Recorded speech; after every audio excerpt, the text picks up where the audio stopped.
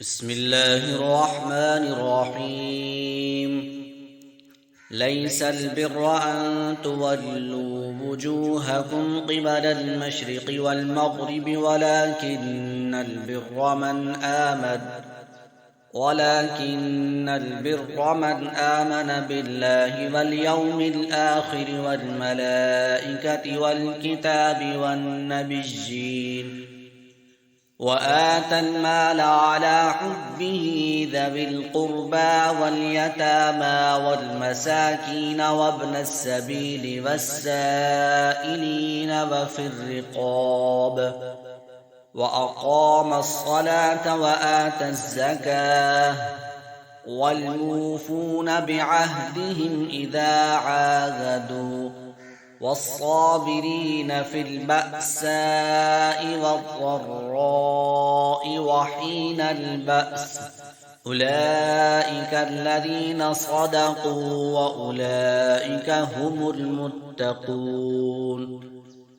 يا أيها الذين آمنوا كتب عليكم القصاص في القتلى الحر بالحر والعبد بالعبد والأنثى بالأنثى فمن عفي له من أخيه شيء فاتباع بالمعروف وأداء إليه بإحسان ذلك تخفيف من ربكم ورحمة فمن اعتدى بعد ذلك فله عذاب أليم.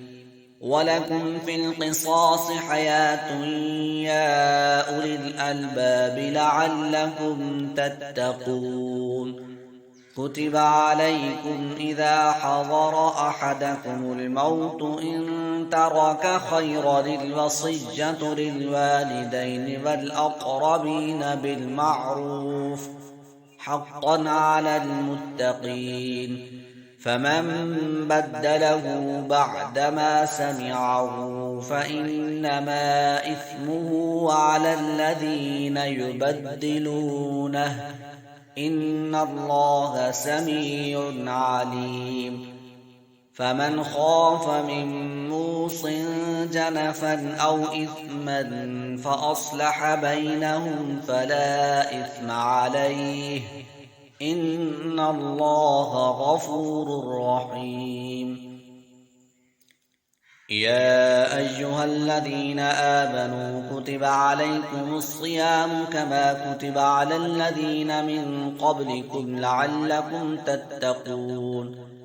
أياما معدودات فمن كان منكم مريضا أو على سفر فعدة من أيام أخر وعلى الذين يطيقونه فدية طعام مسكين فمن تطوع خيرا فهو خير له وأن تصوموا خير لكم إن كنتم تعلمون.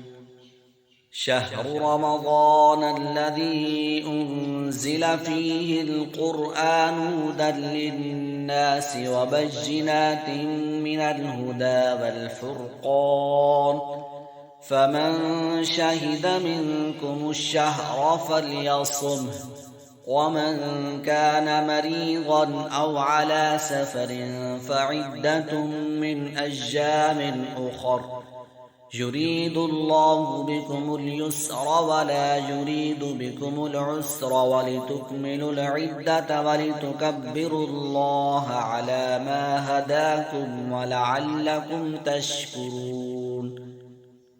وإذا سألك عبادي عني فإني قريب أجيب دعوة الداعي إذا دعاني فليستجيبوا لي وليؤمنوا بي لعلهم يرشدون. أحل لكم ليلة الصيام الرفث إلى نسائكم هن لباس لكم وأنتم لباس لهن علم الله أنكم كنتم تختانون أنفسكم فتاب عليكم وعفى عنكم، فالآن باشروهن وابتغوا ما كتب الله لكم، وكلوا واشربوا حتى يتبين لكم الخيط الأبيض من الخيط الأسود من الفجر، ثم أتموا الصيام إلى الليل، ولا تباشروهن وأنتم عاكفون في المساجد، تلك حدود الله فلا تقربوها، كذلك يبين الله آياته للناس لعلهم يتقون. ولا تأكلوا أموالكم بينكم بالباطل وتدلوا بها إلى الحكام لتأكلوا فريقا من أموال الناس بالإثم وأنتم تعلمون.